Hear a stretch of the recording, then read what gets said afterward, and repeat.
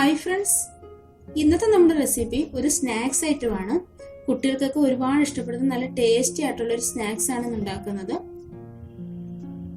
ഇതിനു മുമ്പ് ഞാൻ നല്ല നല്ല വീഡിയോസ് ഒക്കെ അപ്ലോഡ് ചെയ്തിട്ടുണ്ട്. അപ്പൊ അതൊക്കെ കാണാത്തവരൊന്ന് കണ്ടു നോക്കുക, കണ്ടിട്ട് അഭിപ്രായങ്ങൾ അറിയിക്കുക. വീഡിയോ ഇഷ്ടമായെങ്കിൽ ലൈക്ക് ചെയ്യാനും ഷെയർ ചെയ്യാനും പിന്നെ കമന്റ് ചെയ്യാനും ചാനൽ സബ്സ്ക്രൈബ് ചെയ്യാനും മറക്കരുത്. സബ്സ്ക്രൈബ് ചെയ്യുമ്പോൾ തൊട്ടടുത്തൊരു ബെൽ ബട്ടൺ ഉണ്ട്, അതിൽ ഓൾ എന്നൊരു ഓപ്ഷൻ ഉണ്ട്, അതൊന്ന് ഇനേബിൾ ചെയ്ത് വെക്കണം കേട്ടോ. എങ്കിൽ മാത്രമേ ഞാനിടുന്ന വീഡിയോയുടെ ഒക്കെ നോട്ടിഫിക്കേഷൻ നിങ്ങൾക്ക് കിട്ടുകയുള്ളൂ. അപ്പൊ നമുക്ക് നേരെ വീഡിയോയിലേക്ക് പോകാം. ഞാനിവിടെ ഒരു പാൻ അടുപ്പത്ത് വെച്ച് കൊടുത്തിട്ടുണ്ട്.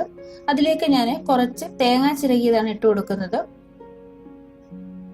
നമ്മൾ തേങ്ങ എടുക്കുമ്പോൾ തേങ്ങയുടെ കറുത്ത ഭാഗം ഒന്നും വരാതെ നോക്കണം. എന്നിട്ട് നമുക്ക് നന്നായിട്ടൊന്ന് ചൂടാക്കി എടുക്കണം. മീഡിയം ഫ്ലെയിമിലും ലോ ഫ്ലെയിമിലും മാറി മാറി വെച്ച് കൊടുത്തുകൊണ്ട് നമുക്കൊന്ന് ചൂടാക്കി ഇതിന്റെ വെള്ളമൊക്കെ ഒന്ന് നന്നായിട്ട് വറ്റിച്ചെടുക്കണം. ശരിക്കും നമ്മളിതൊരു ഡെസിക്കേറ്റഡ് കോക്കനട്ട് ആണ് ഉണ്ടാക്കി എടുക്കുന്നത്.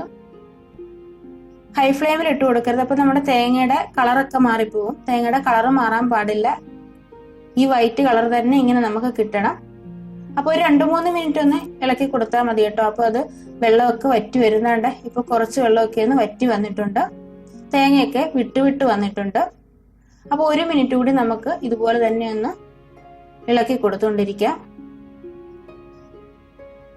ഇപ്പൊ ഇത് ഒന്നുകൂടി ഒന്ന് ഡ്രൈ ആയിട്ട് വന്നിട്ടുണ്ട്. തേങ്ങയുടെ കളർ ഒന്നും മാറിയിട്ടില്ല. ഇനി ഇതിലേക്ക് നമുക്ക് കുറച്ച് നട്ട്സ് ഒന്ന് ഇട്ട് കൊടുക്കാം. കുറച്ച് കപ്പലണ്ടി ഒന്ന് ക്രഷ് ചെയ്തതാണ് ഞാൻ ചേർത്ത് കൊടുക്കുന്നത്. അതിന്റെ കൂടെ തന്നെ കുറച്ച് ബദാമും കുറച്ച് കാഷ്യൂം കൂടി ഇട്ട് കൊടുക്കുന്നുണ്ട്. അതും ക്രഷ് ചെയ്താണ് ചേർത്ത് കൊടുത്തിട്ടുള്ളത്. ഇനി ഇതിലേക്ക് കുറച്ച് ഉണക്കമുന്തിരിയും കൂടി ചേർത്ത് കൊടുക്കുന്നുണ്ട്. ഇനി ഇതെല്ലാം കൂടി ചേർത്ത് ഇതെല്ലാം ഒന്ന് ചൂടാവുന്ന രീതിയിൽ 1 മിനിറ്റ് കൂടി നമുക്ക് ഒന്ന് ഇളക്കി കൊടുക്കാം. എന്നിട്ട് നമുക്ക് ഫ്ലെയിം ഓഫ് ചെയ്തിട്ട് ഇത് വേറൊരു പാത്രത്തിലേക്ക് മാറ്റണം. നമ്മുടെ ഈ പാനിൽ തന്നെ വെച്ചിരുന്നാലേ നമ്മുടെ തേങ്ങയുടെ കളറൊക്കെ മാറിപ്പോകും. അതുകൊണ്ട് വേറൊരു ബൗളിലേക്ക് നമുക്ക് മാറ്റാം. ഇനി ഞാനിവിടെ കുറച്ച് വെള്ളം അടുപ്പത്ത് വെച്ചിട്ട് ഒന്ന് ചൂടാക്കിയിട്ടുണ്ട്. ഈ വെള്ളം നമുക്കൊന്ന് തിളപ്പിച്ചെടുക്കണം. ഇതിലേക്ക് ഞാൻ കുറച്ച് ഉപ്പൊന്നിട്ട് കൊടുക്കുന്നുണ്ട്. അതിന്റെ കൂടെ തന്നെ 1 ടീസ്പൂൺ സൺഫ്ലവർ ഓയിൽ കൂടെ ഒഴിച്ചു കൊടുക്കുന്നുണ്ട്. അപ്പൊ ഇത് രണ്ടും കൂടെ ചേർത്ത് കൊടുത്തിട്ട് നന്നായിട്ടൊന്ന് മിക്സ് ചെയ്ത് കൊടുക്കുന്നുണ്ട്. എന്നിട്ട് ഞാൻ ഇതിലേക്ക് 1 പിഞ്ച് യെല്ലോ ഫുഡ് കളർ ചേർത്ത് കൊടുക്കുന്നുണ്ട്. ഇത് തികച്ചും ഓപ്ഷണൽ ആണ്. നമ്മൾ വീട്ടിലുണ്ടാക്കുമ്പോൾ ഈ ഫുഡ് കളർ ഒന്നും ചേർത്ത് കൊടുക്കേണ്ട ആവശ്യമില്ല. ഇത് ഞാൻ ഫോട്ടോ എടുക്കുമ്പോൾ ഭംഗിക്ക് വേണ്ടി മാത്രം ചേർത്ത് കൊടുക്കുന്നതാണ് കേട്ടോ. അപ്പൊ ഇത് നമുക്ക് വീട്ടിലുണ്ടാക്കുമ്പോൾ സ്കിപ്പ് ചെയ്യാവുന്നതാണ്. ഇതാ ഇപ്പൊ നമ്മുടെ വെള്ളമൊക്കെ നന്നായിട്ട് തിളച്ചിട്ടുണ്ട്. ഞാൻ ഫ്ലെയിം ഒന്ന് കുറച്ചിട്ട് കൊടുത്തിട്ടുണ്ട്. ഇനി ഇതിലേക്ക് ഞാൻ 2 കപ്പ് അരിപ്പൊടി ചേർത്ത് കൊടുക്കുന്നുണ്ട്. വറുത്ത അരിപ്പൊടിയാണ് ഞാൻ ചേർത്ത് കൊടുക്കുന്നത്. ഈ അരിപ്പൊടി എടുത്ത അതേ അളവിൽ തന്നെയാണ് ഞാൻ വെള്ളവും വെച്ച് തിളപ്പിച്ചിട്ടുള്ളത്. അപ്പൊ ഇനി ഈ അരിപ്പൊടി ചേർത്ത് കൊടുത്തിട്ട് നന്നായിട്ടൊന്ന് ഇളക്കി കൊടുക്കണം.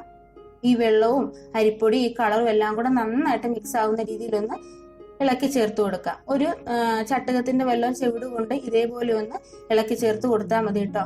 അപ്പൊ നന്നായിട്ട് തന്നെ ഈ പൊടി മിക്സ് ആയി കിട്ടണം. ചില പൊടിയുടെ അനുസരിച്ച് നമ്മുടെ വെള്ളത്തിന്റെ അളവില് അങ്ങോട്ടും ഇങ്ങോട്ടും ചെറിയ വ്യത്യാസം ഉണ്ടാവും. അപ്പൊ അതിനനുസരിച്ച് നമുക്ക് വെള്ളം ചേർത്ത് കൊടുക്കാവുന്നതാണ്. വെള്ളം കൂടുതലാണെങ്കിൽ കുറച്ചു നേരം കൂടി ഇതുപോലെ വെച്ചൊന്ന് ഇളക്കി ചേർത്ത് കൊടുത്താൽ മതി. ദാണ്ട ഇപ്പം നമ്മുടെ ഈ പൊടിയൊക്കെ നല്ല സോഫ്റ്റ് ആയിട്ട് വന്നിട്ടുണ്ട്. ഞാൻ സ്റ്റൗ ഓഫ് ചെയ്തിട്ടുണ്ട്. ഇനി നമുക്ക് ഇത് ഒരു 10 മിനിറ്റ് ഒന്ന് അടച്ചു വെച്ച് കൊടുക്കാം. അപ്പൊ നമ്മുടെ മാവൊക്കെ നല്ല സോഫ്റ്റ് ആയിട്ട് കിട്ടും. നമ്മൾ നേരത്തെ ചൂടാക്കി വെച്ച തേങ്ങയും നട്ട്സും എല്ലാം കൂടി ഞാനൊരു ബൗളിലേക്ക് മാറ്റിയിട്ടുണ്ട്. അതിപ്പോ ചൂടൊക്കെ ഒന്ന് മാറി വന്നിട്ടുണ്ട്. ഇനി ഇതിലേക്ക് നമുക്ക് കുറച്ച് കാര്യങ്ങളോട് ഒന്ന് ചേർത്ത് കൊടുക്കാനുണ്ട്. ഇതിലേക്ക് നമുക്ക് മധുരത്തിന് ആവശ്യമായ പഞ്ചസാര ചേർത്ത് കൊടുക്കാം. പഞ്ചസാര ഞാനിവിടെ പൊടിച്ച പഞ്ചസാരയാണ് ചേർത്ത് കൊടുക്കുന്നത്. പൊടിച്ച പഞ്ചസാര ചേർക്കുന്നതാണ് നല്ലത് കേട്ടോ. അപ്പൊ അത് ചേർത്തിട്ട് ഒന്ന് മിക്സ് ചെയ്ത് കൊടുത്തിട്ടുണ്ട്. ഇനി ഇതിലേക്ക് കുറച്ച് ചെറി ഒന്ന് കട്ട് ചെയ്താണ് ചേർത്ത് കൊടുക്കുന്നത്. ചെറുതായിട്ട് കട്ട് ചെയ്ത ചെറിയാണ്. കൂടെ തന്നെ കുറച്ച് ടൂട്ടി ഫ്രൂട്ടിയും എടുത്തിട്ടുണ്ട്. ഇത് ഞാൻ വീട്ടിൽ തന്നെ ചെയ്തെടുത്തതാണ്. ഓറഞ്ച് കളറും യെല്ലോ കളറുമാണ് എടുത്തിട്ടുള്ളത്. അപ്പൊ അതൊന്ന് ചെറുതായിട്ടൊന്ന് കട്ട് ചെയ്താണ് ചേർത്ത് കൊടുക്കുന്നത് കേട്ടോ. ഇനി നമ്മുടെ സ്നാക്സിന് ഒരു ഫ്ലേവർ കിട്ടാൻ വേണ്ടി കുറച്ച് ഏലക്കയും പഞ്ചസാരയും കൂടി ഒന്ന് പൊടിച്ചെടുത്താണ്. അപ്പൊ അതും കൂടി ചേർത്ത് കൊടുത്തിട്ട് നമുക്ക് നന്നായിട്ടൊന്ന് മിക്സ് ചെയ്ത് കൊടുക്കണം. നല്ല ടേസ്റ്റ് ആണ് ഇത് കഴിക്കുക കേട്ടോ. ഈ നട്ട്സും ഈ ചെറിയും ടൂട്ടി ഫ്രൂട്ടി എല്ലാം കൂടെ ചേർന്ന് കഴിയുമ്പോൾ നല്ലൊരു ടേസ്റ്റ് ആണ് നമ്മുടെ ഈ സ്നാക്സ് കഴിക്കാന്. അപ്പൊ അതാണ്ട ഞാൻ നന്നായിട്ടൊന്ന് മിക്സ് ചെയ്ത് കൊടുത്തിട്ടുണ്ട്. അപ്പോഴേക്കും നമ്മുടെ മാവൊക്കെ ഒന്ന് സോഫ്റ്റ് ആയിട്ട് വന്നിട്ടുണ്ട്. അത് ഞാനൊരു ബൗളിലേക്ക് മാറ്റിയിട്ട് നന്നായിട്ടൊന്ന് കുഴച്ചെടുക്കുന്നുണ്ട്. കയ്യിലൊട്ടി പിടിക്കുകയാണെങ്കിൽ കുറച്ച് ഓയിൽ ഒന്ന് കയ്യിലൊന്ന് സ്പ്രെഡ് ചെയ്തിട്ട് ഒന്ന് കുഴച്ചെടുത്താൽ മതി. നല്ല സോഫ്റ്റ് ആയിട്ട് തന്നെ കിട്ടിയിട്ടുണ്ട്. അപ്പൊ ഞാൻ കൈയൊക്കെ ഒന്ന് വാഷ് ചെയ്ത് വന്നിട്ടുണ്ട്. ഇനി നമുക്ക് ഇതിൽ നിന്ന് കുറേശ്ശെ മാവ് എടുത്തിട്ടൊന്ന് ഉരുട്ടിയെടുക്കണം. ചപ്പാത്തിക്കൊക്കെ എടുക്കുന്നതിനേക്കാൾ കുറച്ചുകൂടി മാവ് എടുത്തിട്ട് വേണം നമ്മളിത് ചെയ്തെടുക്കാന്.